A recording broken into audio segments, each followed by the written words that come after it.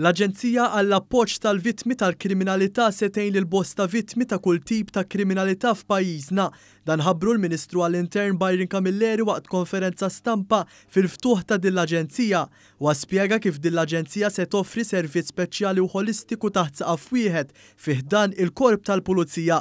Din l-Aġenzija se sservi bħala kontinwazzjoni tal-istess aġenzija li nfetħet fl-2017 li m'aġenzija ma kienx tinkludi l-organizzazzjonijiet mhux governattivi. Din l-Aġenzija ħadmet fuq aktar minn 1100 każ mit-tfassil tagħha.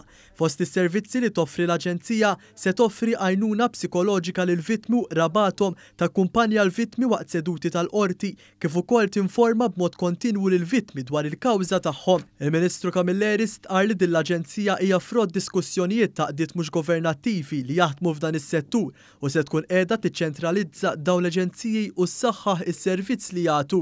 Illum b'sodisfazzjon nadejna l-Aġenzija Support tal-Vittmi tal-Kriminalità.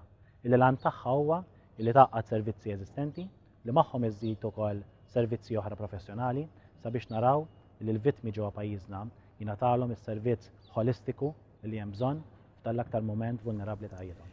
Intant il-kap eżekuttiv ta' din l-Aġenzija Brian Farrugia tenna kif diversi vittmi ta' kriminalità jibqgħu lura meta jkollhom iċ-ċans biex jitkellmu dwar l-esperjenzi tagħhom minħabba biża' mill-aggressuri tagħhom. Għalhekk huwa ħabbar li din l-Aġenzija se tkun komposta minn tim li jinkludi professjonisti fil-qasam psikosoċjali, legali, uffiċjali pubbliċi kif ukoll membri mid-Dipartiment tal-Probation fost l-oħrajn.